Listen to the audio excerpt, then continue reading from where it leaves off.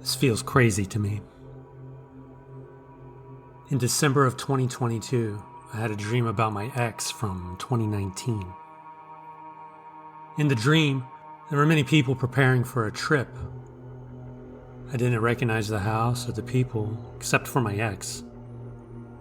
He was following me around while I packed. I didn't know what I was packing for at the time, but he kept saying, "We have to go, we have to go."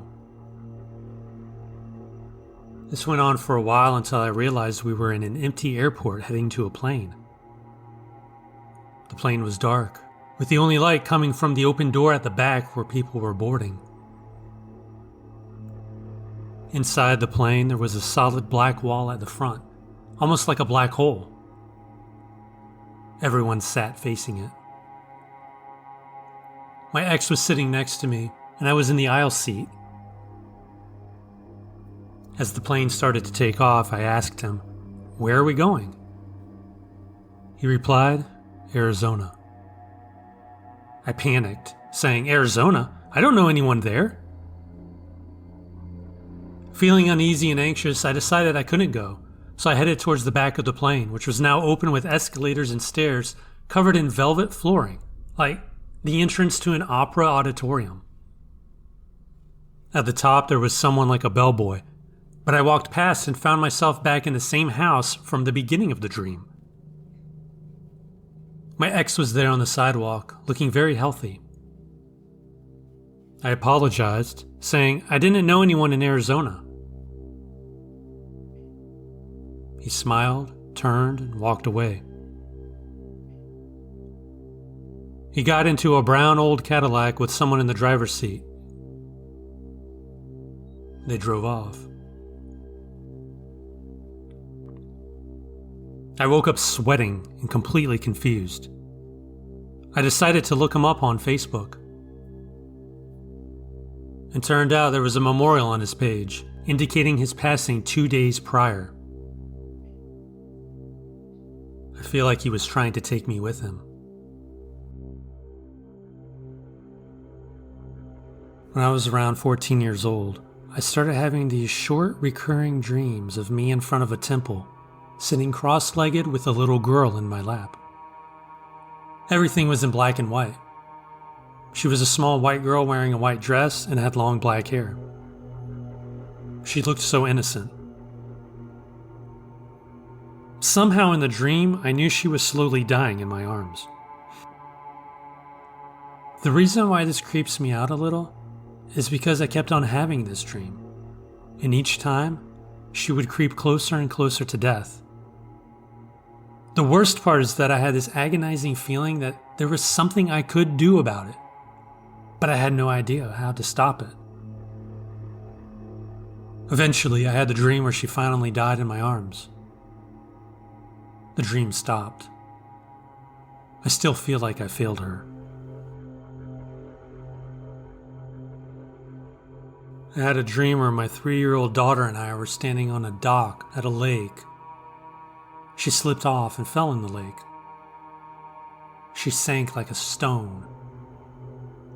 I immediately dived in after her, swimming straight down to try to catch up with her.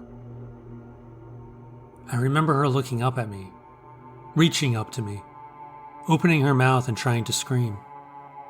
I remember seeing the bubbles from her mouth drift up towards me. I was swimming downward as fast as I could, trying to grab her arms, her pigtails, anything. I remember reaching the point where I knew that even if I reached her, I would not be able to make it to the surface. I resolved to not let her die alone. I kept swimming down. For all my efforts, she was sinking away from me faster than I could swim toward her. I watched her slip further and further away, the image of her growing blurrier and blurrier in the murky water. I woke up. I immediately ran to my daughter's room and picked her up and hugged her. At the time, I was in the process of separating from my then wife, so to me, there's no great mystery surrounding the meaning of this dream.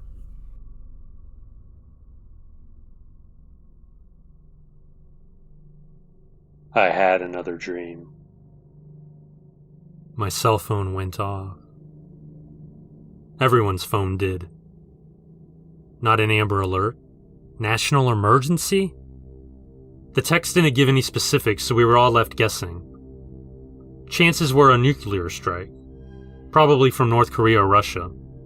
My money was on North Korea. Fear ran from my bottomed-out stomach up the back of my head. What do I do? No time. A shift in scene like dreams often do. On a ship or underwater base. Me and a few other people, their number and gender lost to the dream, stood around a pool of water fed by the ocean. It was the area within the vessel where submersibles were launched. The water was clear and cold. I stood closest to the water, watching the first creature come into view. Everyone gasped. I couldn't. It looked like an elongated dolphin without the fins, and it was all black. Someone said those monsters were the reasons for the apocalypse. Those monsters? That meant there were more. How did they bring about the end of all things? Were they not confined to the ocean? What exactly were they? Before I could imagine more questions, the ship lurched. I splashed into the water. The dolphin thing ignored me. I wish the floating heads did as well. Whether they were victims or more nightmarish creatures, I don't know, but they were alive. Several heads, intact with ears, eyes, mouths. Short hands ending in even smaller hands grew from each side of their frames. They came from the deep and swam right towards me. The black swimmer ignored them, too. I had to get out of the water. I felt dirty, as if the water defiled me instead of rinsing me clean. The heads caught up to me. I kicked one away, all while trying to climb back up to dry ground. Would these heads eat me or just draw blood, which would attract the stern attention of the long black swimmer? I don't know. But I was back in the ship. The other people there kept their distance from me in the busy water. I felt filthy. Those heads, they did something awful to the water. Water I fell into. Water I got into my eyes, my mouth, my ears. I would never feel clean again.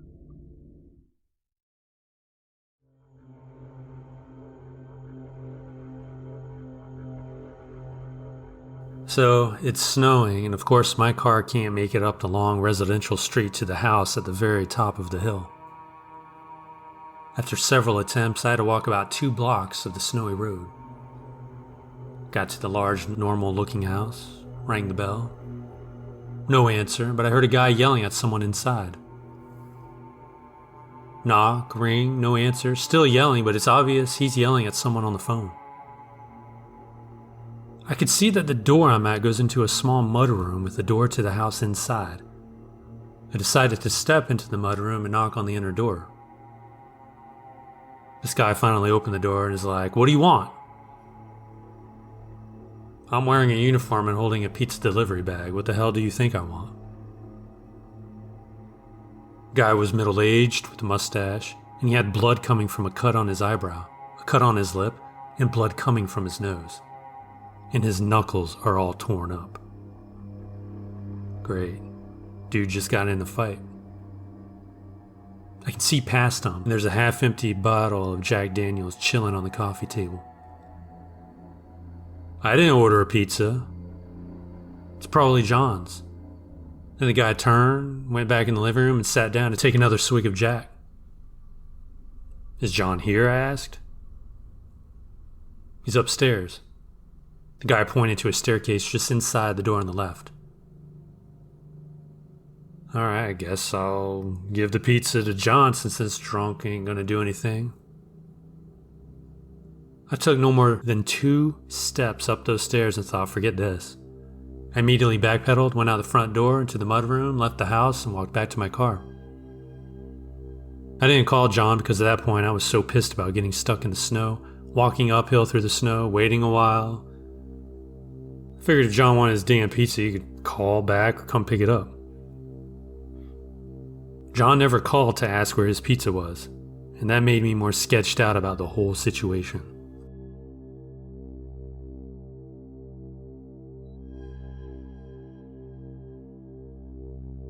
I was delivering to a hospital one night, and I went in the doors that were on the delivery description. I wound up at a check-in desk where no one was around. Behind me were several recovery rooms, all with lights out. I looked around for anyone who might have placed the order, but ended up just hanging at the desk for a few more minutes. From the room directly to my right, I could hear a sad, weak voice say, "I just wanted to go home." I turned and saw a man with several tubes in and out of him. His lamp was faintly lit. He was locking eyes with me. At that moment, the person who ordered showed up at the desk, and we did the little pizza exchange. As I turned around to leave, I looked into the room where the guy with the tubes was, and there was no one there. No light on, no tubes. No sign that anyone had ever used that bed. I made sure it was the correct room by pretending to forget where the exit door was. I examined a few of the rooms near. All of them were empty.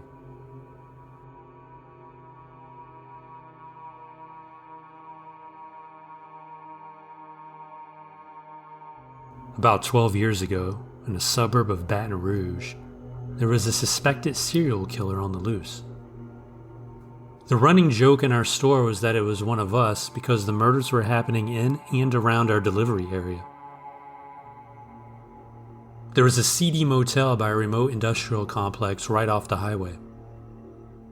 Everyone hated having to deliver there because it was mostly truck drivers, pimps, prostitutes, and druggies, and none of them tipped. I got stuck going there around 11 p.m. on a Friday night. As I approached the room, I could see the door was open slightly. I knocked and said hello, and there was no answer. Through the crack, I could see a person sitting, so I nudged the door open a little. It was a frumpy, middle-aged naked woman tied to the chair, blindfolded and gagged. She nodded as if to acknowledge my presence and turned her head in the direction of the nightstand. There was a note and some money on it. I scanned the room and didn't see any sign of anyone else. I read the note and it was something to the effect of, "This is our 20th anniversary and this was my fantasy.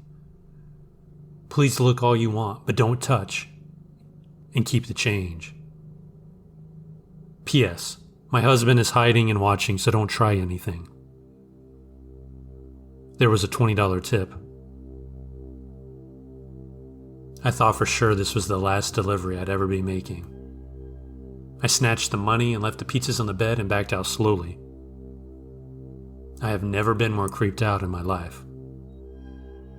Fortunately, there was no murder at that hotel that night.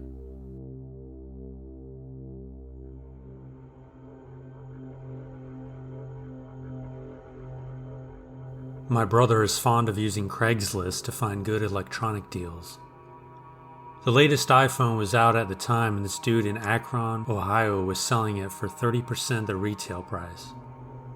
It sounded too good to be true, but my brother contacted the seller anyways. He stated that he got it for free and wanted to sell it off because he needed the money. He asked my brother to meet up with him at a local frozen custard shop at 10 p.m. My brother showed up, but after noticing the vacant lot in pure darkness, he drove off. The seller called my brother instantly and stated that he saw my brother drive by, but needed my brother to enter the lot.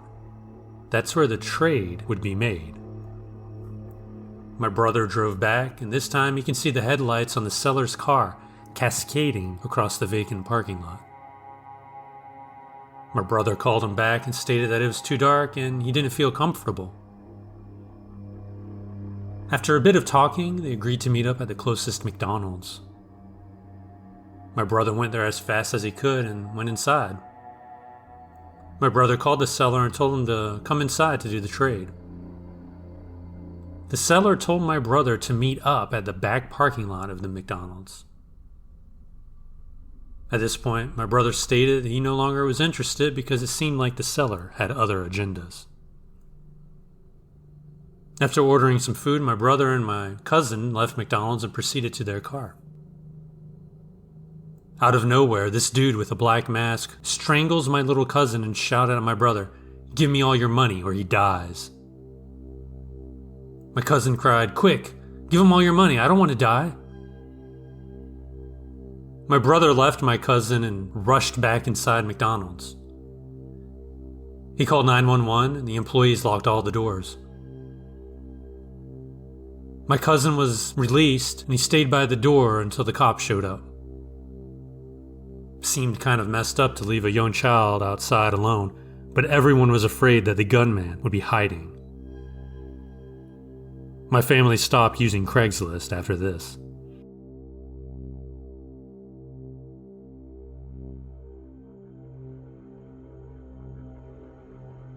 I had an entertainment center advertised, and a woman asked to come over to have a look at it. We set up a time, and when the time came, she didn't show up. I texted her, and a couple hours later she replied and asked if it was too late to come by. It was 10 p.m., but I said okay.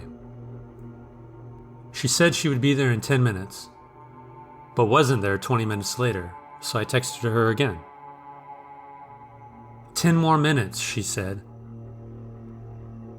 But she didn't show up by 11, so I texted again and said we would have to do it another day. She replied that she was just pulling up. I go to my front door and sure enough, she's pulling into the driveway, and there are 4 or 5 other people in the car with her. They all got out and started walking towards the door. I asked them what they were doing. The woman says they all want to see the entertainment center. I told her that only she could come in, and at that point I wasn't sure I even wanted her in. She said she needed at least one other person's opinion. I said no.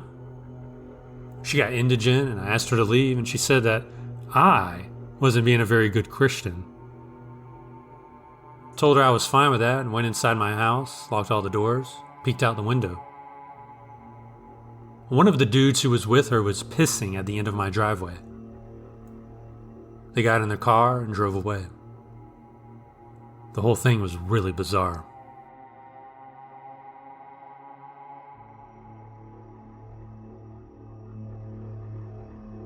I was moving out of an apartment that had washer and dryer hookups into one that did not.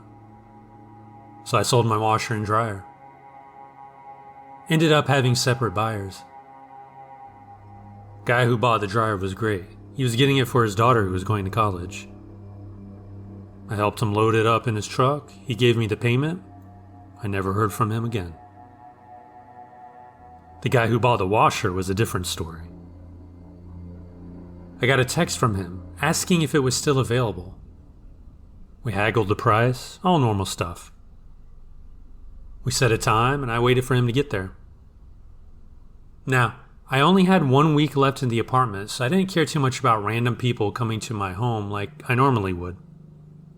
Pretty much all my stuff was moved into my new place, but the internet wasn't turned on yet, so I was still sleeping on an air mattress in the old one for the time being. The guy ended up being a few hours late and showed up in a truck that was used for transporting large glass panes. He had like 5 people with him, all crammed onto the front bench seat of the truck.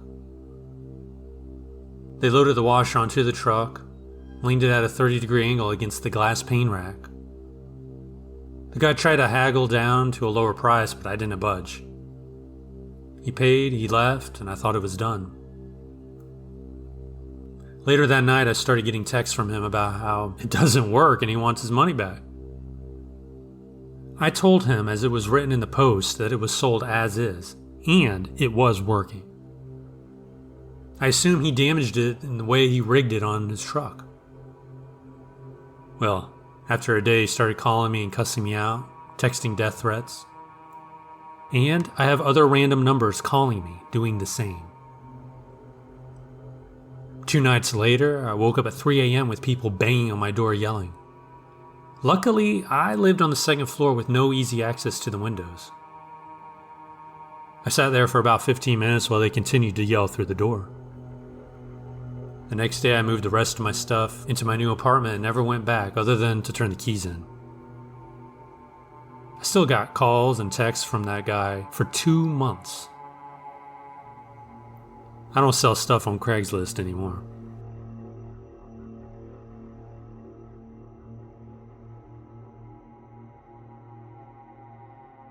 Back in high school, I was selling some stuff on Craigslist.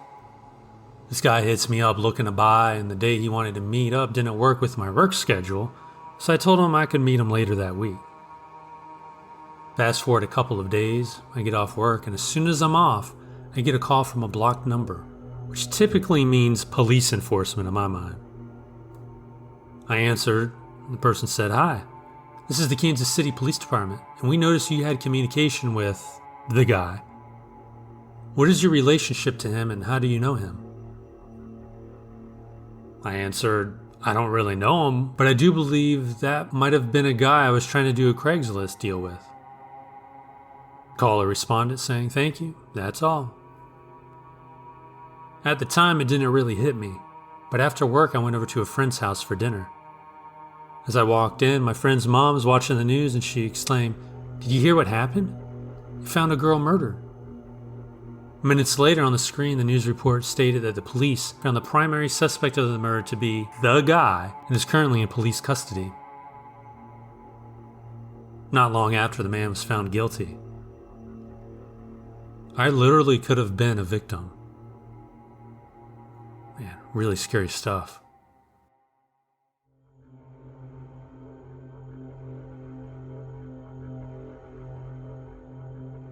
This incident occurred a few years ago during my first year in college. I lived in a suite-style dorm, consisting of 2 dorm rooms connected by a shared bathroom.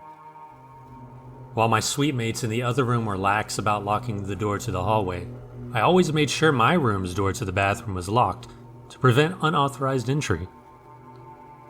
One day, upon returning from class, I entered my room just as someone was entering the bathroom and shutting the door behind them. My roommate, who shared the bedroom with me, was attending class at the time, and my 2 suite mates were also out. Reacting swiftly, I closed my door, rushed through the hallway to my suite mate's door, and opened it. This action took just a few seconds. However, upon entering their room, I found it empty. There was no one in the bathroom either. I attempted to enter my room through the door the person had just closed, only to find it locked from the inside. Despite my certainty of witnessing someone enter the bathroom and hearing the door close behind them, there was no trace of anyone having been there. Nothing was amiss in any of the 3 rooms, and there was no evidence of intruders.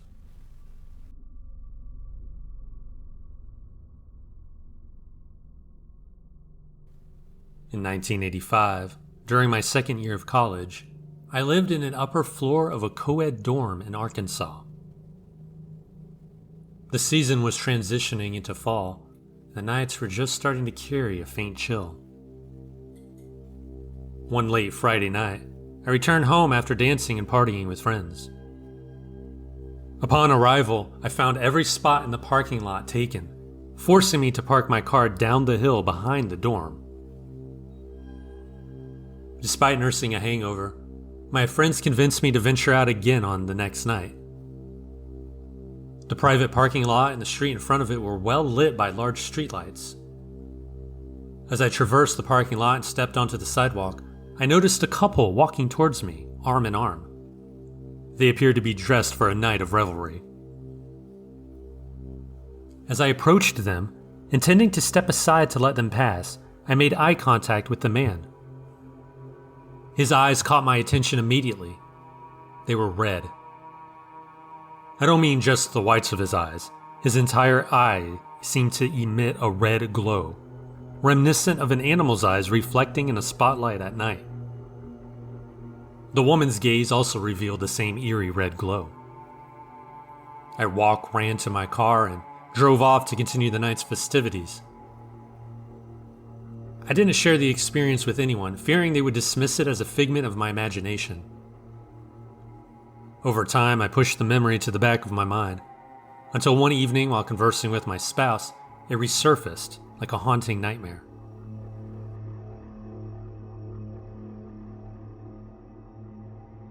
When I went to USC, I lived in a dorm.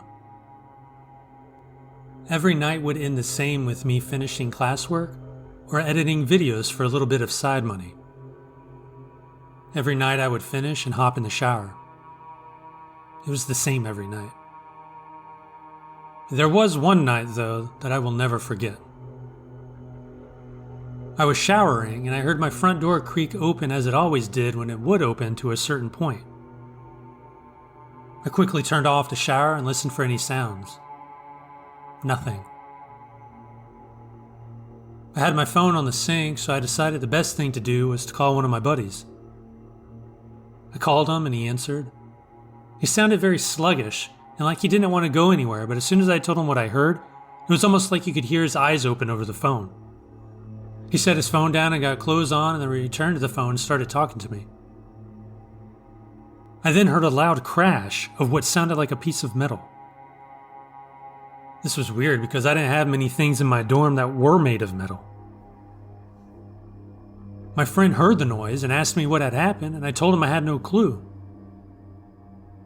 I heard his front door open over the phone, and then he said he'd be right up. I heard loud footsteps coming down the hallway. I quickly dried off, threw my clothes on, and received a text from my friend. He said, "I'm outside your door. It's wide open, and I hear heavy breathing." I replied, "Throw the door open and I'll come out as soon as I hear the door hit." I prepared myself by the door handle to be sure I'd do as I told him. I heard the door hit the wall and I threw the door open. Nothing. My friend looked at me and then looked around the room. The place was untouched.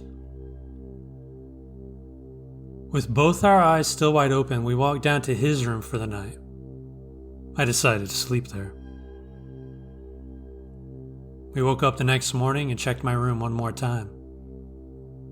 We opened the door, and this time my pillows and blankets were thrown across the floor.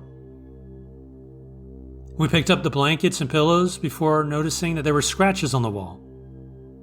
Scratches that had never been there before. We got campus security and they checked the room and they figured it was just us messing with them. They told us we would need to pay for the damages. Luckily, my friend and I talked him into believing us, so he called some local ghost hunters. Nothing about them was professional. They obviously found no evidence. Me and my friend to this day will never forget what happened in dorm room 327 at USC.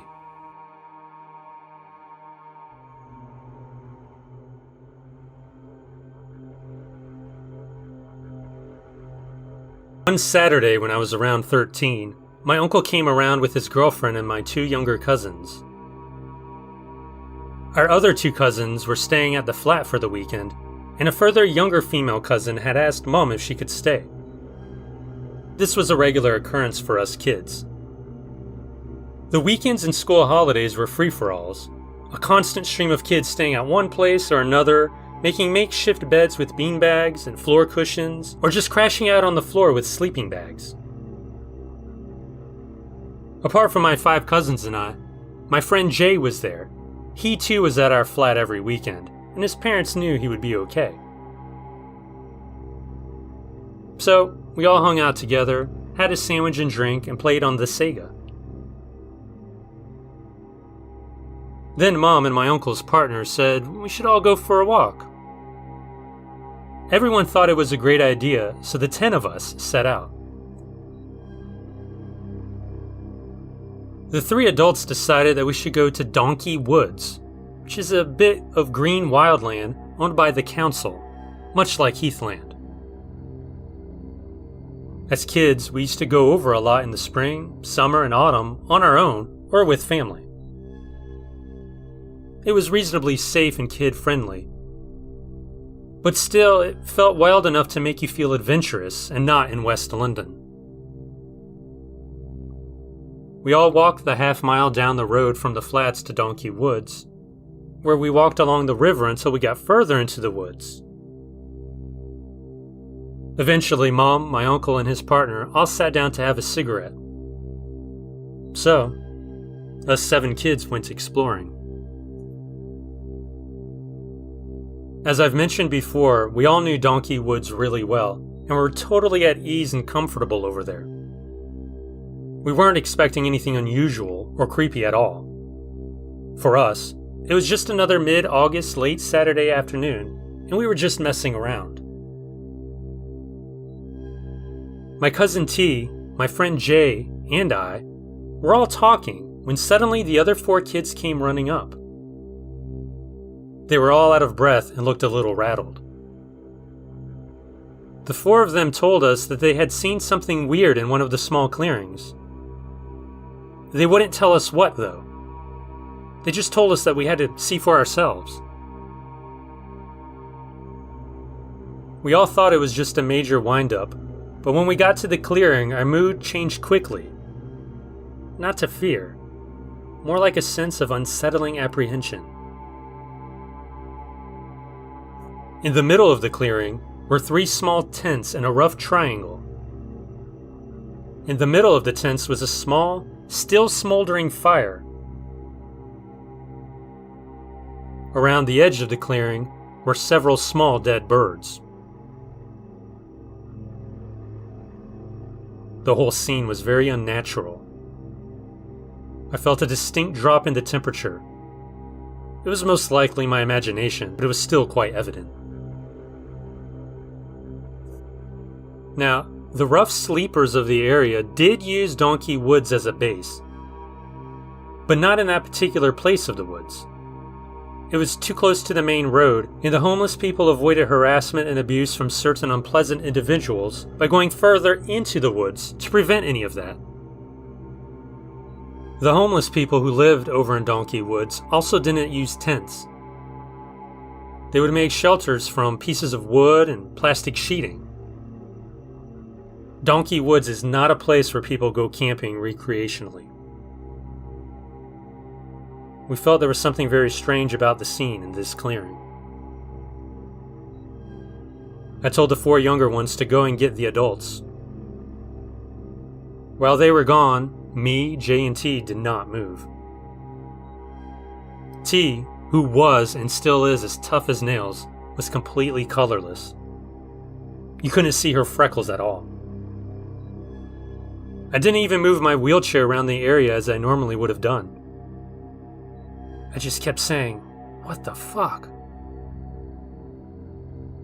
When the adults came back with the other kids, they were clearly unnerved by the odd scene as much as we were. It was soon agreed on by everyone that we should leave the clearing and Donkey Woods immediately. The most creepy part of this incident was the next morning. My uncle went to see my other uncle, and together they went over to Donkey Woods to look around more. They went to the clearing, but there was nothing there. Not even marks in the ground from the tent poles. There was no sign of the fire, and there were no dead birds.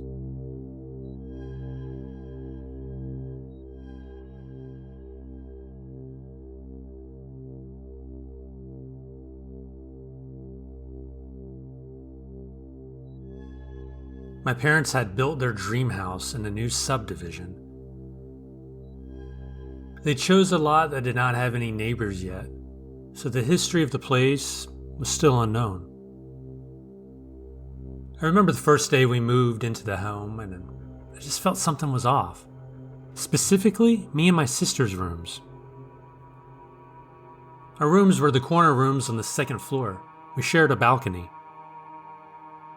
My parents had also built a small nook space next to the windows where it was long and wide enough for you to either sit or lay in. On our first night there, I fell asleep on my phone. I was sleeping on a mattress on the floor since there was no bed frame yet. I was a light sleeper, so despite being asleep, I felt like something was at my feet, as if someone was holding my ankles down. I was able to sleep through the night, but the feeling never went away even after a few days had passed. I convinced my sister to let me sleep with her in her room the following night. Her bed was positioned next to the wall. I moved my mattress next to her with my back facing the window. It was around 2 a.m. when I woke up. That feeling, the feeling of my ankles being held down, crept in again. I wanted to shake the feeling off, but I couldn't. I looked up and saw what seemed like a dark figure standing in front of the window. Alarm bells went off. Our rooms were on the second floor. There was no one else upstairs because my parents' room was downstairs. A few seconds later, I heard a tapping on the window, but I refused to look back. I tried to quietly wake up my sister, but she shifted, turning to the wall instead. I was too scared to get up. I inched closer to my sister and turned my back. I faked being asleep, but I still heard the taps. During the following nights, my cousins or friends or whoever would visit our house would report hearing a woman crying and the same tapping noise I heard. My parents often laughed or shrugged it off because they didn't believe in the paranormal. One day, while talking to the guard on duty on our way to the jogging path, my mom mentioned we were new in the area. The guard told my mom a story about the property our house was built on. There used to be a house there. My mom, her husband, and 3-year-old daughter had lived in the house. The house caught on fire. The mother attempted to save the daughter, but couldn't. In fact, her husband, and the little girl perished. I couldn't help but think if the tapping on the window and the sound of the woman crying was the same woman who died in the house. That night, after hearing the story, I tried to fall asleep, but all I could envision was the mom wailing in front of the window, banging on the glass. The noises slowly fading to taps, weakened cries, the fires consuming her and her family.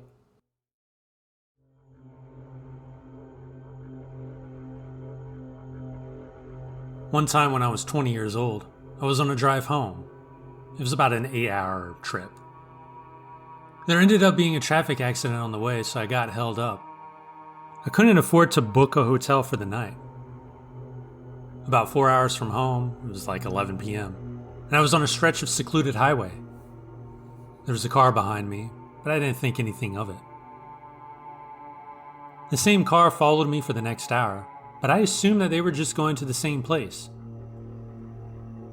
I ended up stopping at a gas station to grab an energy drink. The car stopped across the road, but the driver didn't get out. Again, I didn't think anything of it. When I left, the car pulled out and followed me again. I kept driving. About an hour later, I pulled over at a rest stop to use the bathroom. The car, still behind me, stopped at the entrance of the rest stop, and again, the driver didn't get out. By this point, I got super creeped out. I was almost 2 hours from the next city, my home. I didn't know what to do. Just to be sure I wasn't going crazy, I pulled over at the next pullout. The car pulled over on a pullout behind it, but on the other side of the road. Again, they didn't get out, they just sat there. As soon as I got back into my town, I called my parents and told them what was going on. They told me to go downtown and make 4 left turns. I did, and again, the car followed me. My parents told me to drive to the police station. The car followed me the entire way to the police station. As soon as I turned in, they peeled off. I went inside and told the cops what happened. They sent a patrol officer to find the guy, but I never heard anything about it. I have no clue what the person's motives were. Now, I'm super cautious anytime a car is behind me at night.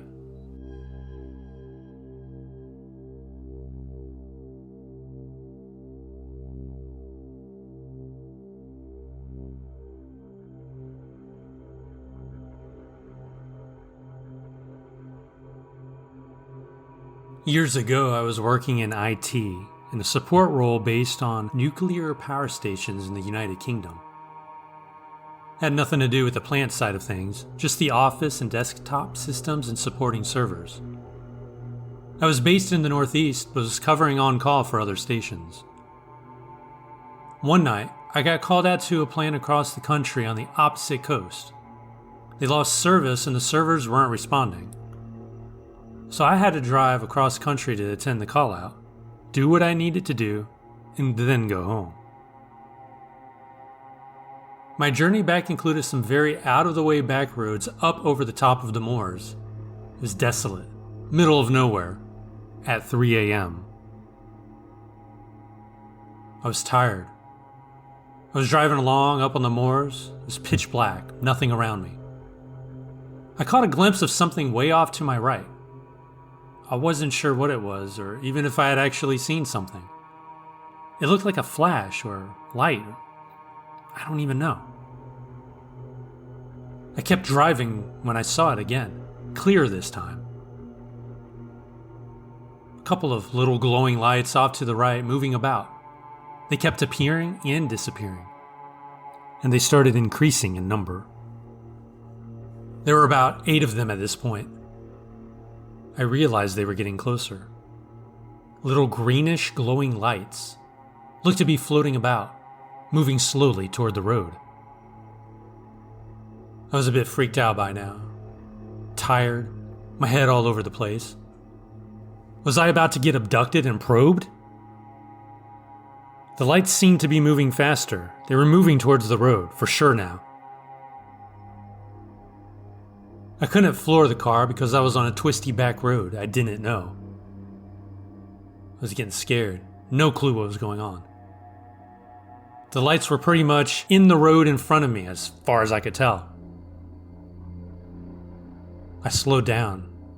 I gripped the steering wheel. I watched these now very bright green lights dance and float along the edge of the road. My fear peaked. My imagination ran riot. And then I saw what they were. 4 sheep ran across the road in front of me. It was my headlights reflecting in their eyes.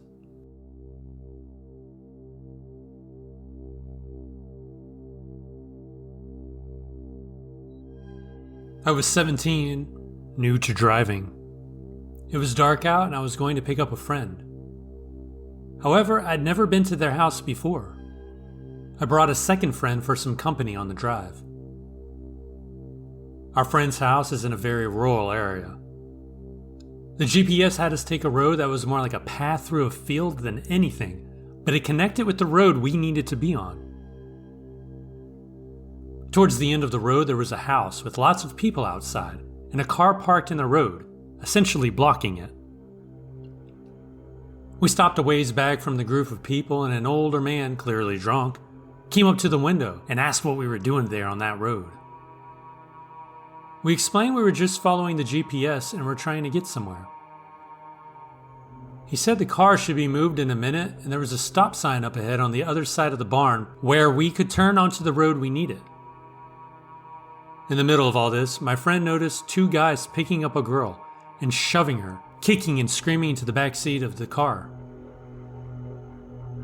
My friend, being bold, wanted to know what was going on with that and try to get out.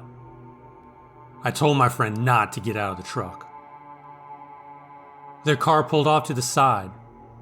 We slowly continued down the road to the stop sign. We sat there for a minute to see if we were to go left or right, and then boom, I got rear-ended by an SUV. I slid the cab window open and yelled, "What the hell?" A different girl poked her head out and went, "That's what you get for showing up to my boyfriend's house unannounced." A man then came up to my driver's window screaming. I just gunned it and drove off. We didn't have cell phone service.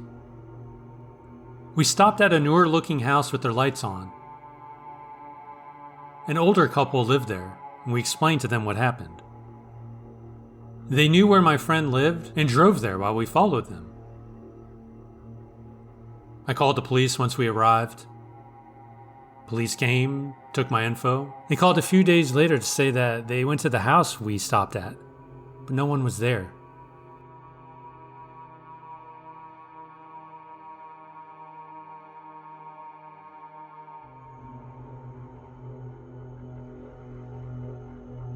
I was driving home from work late one night. I lived out in the countryside, about 40 kilometers from town. As I drove around one particular corner, I felt a wave of icy coldness wash through me. I then felt something shift behind me in the back seat, like someone was sitting there. The entire drive home, I felt like there was a person sitting right behind me. My car even handled like there was an extra person. I stared straight ahead the entire time. I didn't look back once, out of fear for seeing someone staring back at me. A few hundred meters from home, I slowed down to drive over a one-lane bridge. There was a decrepit old house up a driveway just before the bridge. Just as I got to the bridge, the feeling that there was a person behind me vanished. The next night at work, I looked through all the old death notices, and sure enough, I found someone had died on that corner a few years earlier on that particular date. Guess they just really wanted to get home and hitched a lift with me.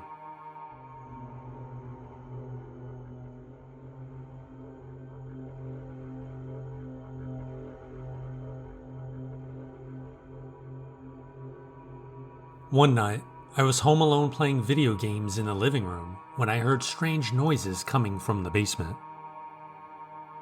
My parents had gone out for dinner with friends, leaving me with the entire house to myself.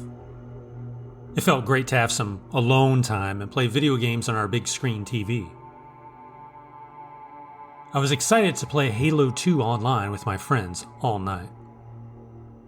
After an hour of playing, I thought I heard and felt movement in the basement below me. I muted my headphones and listened, but heard nothing. I continued playing. 2 hours later, I heard and felt the movement again. This time, it was louder, and it felt like something hit the basement ceiling. I told my friends to hold on, then walked to the door leading to the basement.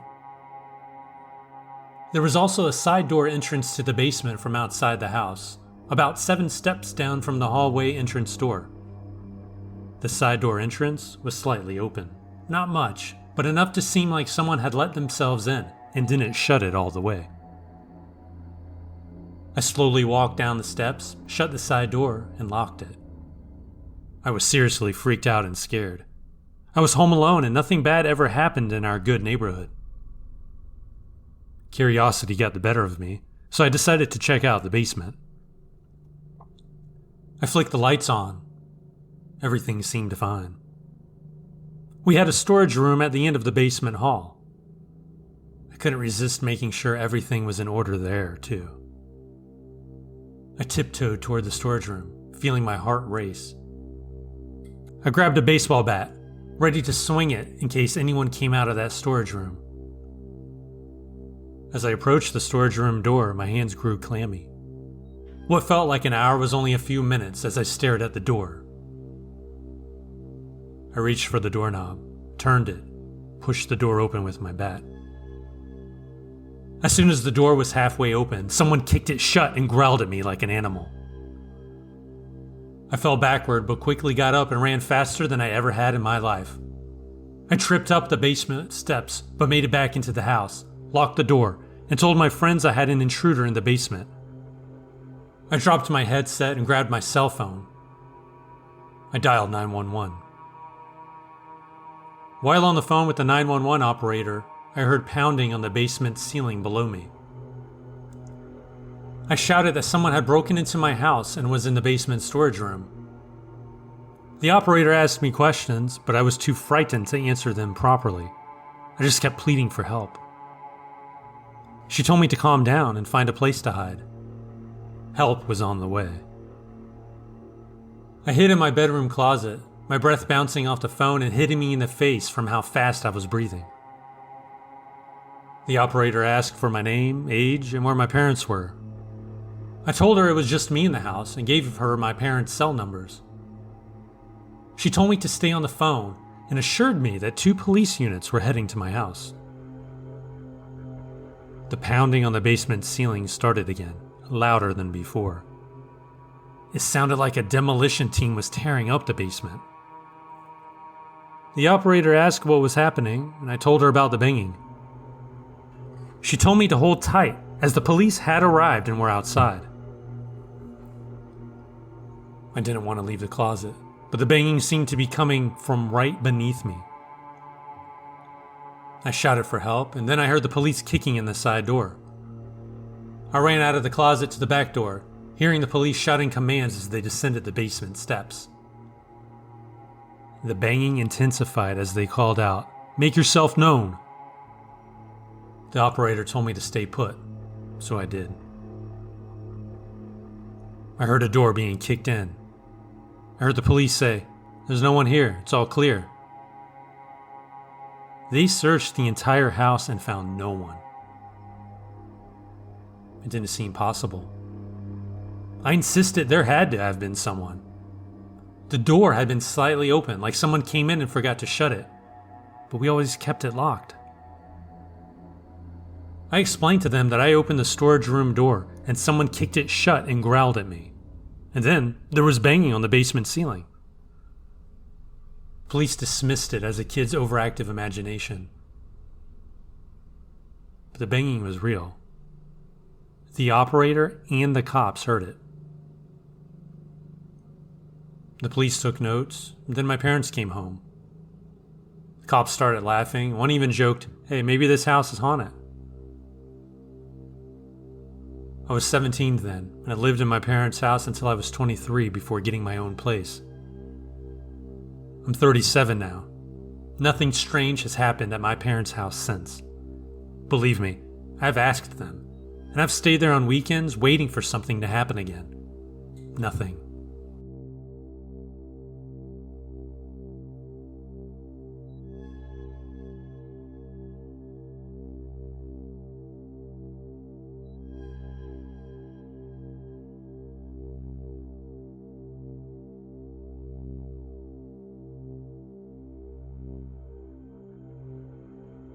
It all started during the pandemic. My little sister and me moved into my mom's house due to my dad moving away for work. The house was okay, nothing out of the ordinary, until strange things started happening. Doors started opening and closing on their own. The sounds of people walking around the house despite me being alone. I also heard my name being called, even though no one was around. One particular night, I couldn't fall asleep, which is weird because usually at that particular time of night, I would have blacked out. Not this night, not this time. I felt a presence watching me. I don't normally get scared easily, but this time, I felt like crapping my pants. So in an attempt to distract myself, I scrolled aimlessly on my phone. I mean, after all, maybe I was just imagining things. Soon I drifted asleep. At around 3 a.m., I woke up with the sudden urge of using the bathroom. I walked out of my room and immediately halted. I saw a lady. She was standing against my sister's bedroom door frame. Fortunately, the bathroom was in the opposite direction, so I rushed inside, closed and locked the door, and did what I had to do. When I was done, I went back into the hall, and the lady, she was still there. This time she was staring at me with dead eyes and an eerily creepy smile. I rubbed my eyes. I blinked twice. She was still there. I ran into my bedroom, jumped on my bed, and hid under the blankets. I silently prayed. I peeked over my blanket. The lady was standing in the doorway, my doorway, staring at me. I wanted to cry so bad. I continued my silent prayer, praying for her to leave me alone. I looked again and she loomed over me. She started to choke me. I couldn't breathe. I started screaming at the top of my lungs, kicking and squirming my arms and legs. Next thing I know, my mom came in. The lady had disappeared. My mom said it was probably a nightmare. I knew it was more than that. I haven't heard or saw her since, but I know she's still lurking in the depths of this house, getting ready to pounce at any time.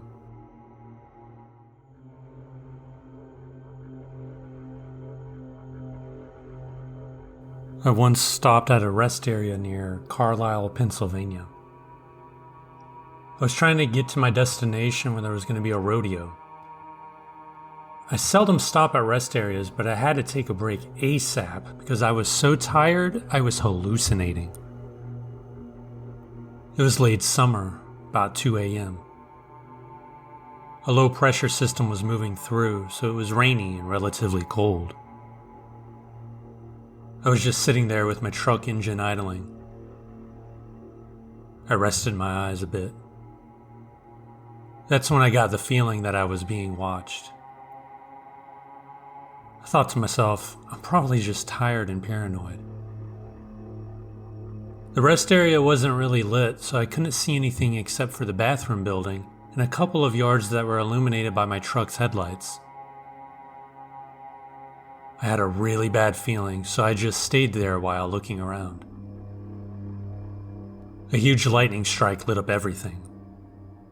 That's when I saw what looked like a girl in her late teens, early 20s, standing outside for just a second.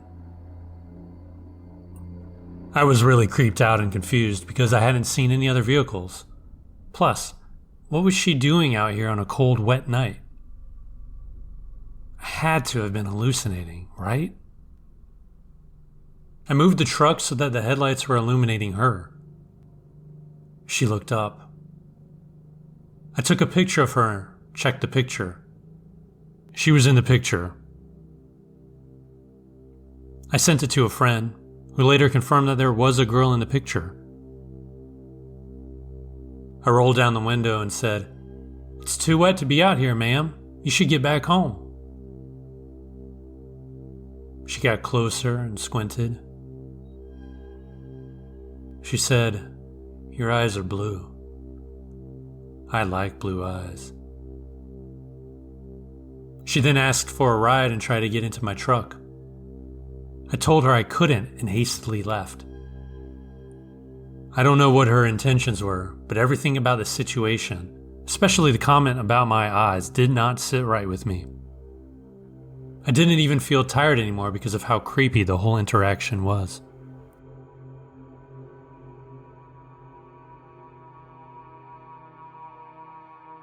I was driving on I-40 in Arizona. I had to get some fuel, so I stopped at a strange truck stop. It was mostly empty, just me, some employees, and some other out-of-towners who were just passing through. It was a hot day, so I went in because I knew they had an ice cream vendor because I'd been there before. I went in and found out that there wasn't an ice cream vendor anymore. So, I just grabbed an ice cream cone from the Burger King. While I finished my cone, I decided to wander around the place. Let me tell you about the layout of this fever dream of a truck stop. There's a convenience store, like in every truck stop. And adjacent to the convenience store is a space that's kind of like a tiny mall. The space is for little shops and stuff. This little mall had a Burger King, an overpriced knife store, bathrooms, a little retro arcade, and the empty space where there used to be the ice cream vendor. Other than that, it's pretty much just empty space.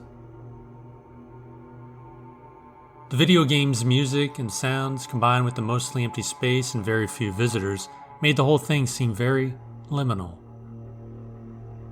It felt like a place that was abandoned in the 80s or 90s. I walked around the truck stop, and when I got to the back, I saw a hippie-looking fella who looked to be in his late 50s, sitting crisscross applesauce on the ground. "Welcome," he said. "What century are you from?" He must have seen the bewildered look on my face because he continued, "Oh, I see. You have not found the key to immortality yet. You see, we're all just dots on an infinite plane." I heard enough of his garbage and just left. Lonely places like this are hubs of all sorts of illegal activity. Cults, prostitution, drug dealing, murder, you name it. I didn't want any part of this one.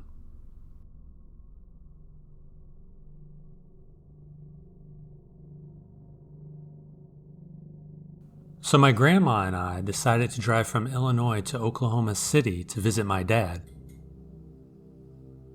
We made it there, and I got to see a lot of my family I had not seen in years. On the way home, my grandma asked me to pull over at the next rest stop. I obliged. It was in the middle of a bright spring day. We both got out and headed to the ladies' room. I noticed this guy standing behind a tree, just staring at us. It gave me the creeps, but I didn't give it another thought. My grandma gave me a shout telling me she was going back to the car, so I finished up and headed outside. The creepy guy was still standing behind the tree. I walked a little faster. He started pacing me. I was about to scream when a family came around the corner to use the bathroom. It was enough to make him leave me alone. We got back on the road, and about a mile down there was a roadblock. They were stopping everyone because they were looking for a seriously deranged psychopath. I told them to check the rest stop in hopes that they would catch him. It gives me the chills to think about it today. I was only 21 at the time, but I wasn't naive. Still, I thank that family even though they don't know what happened.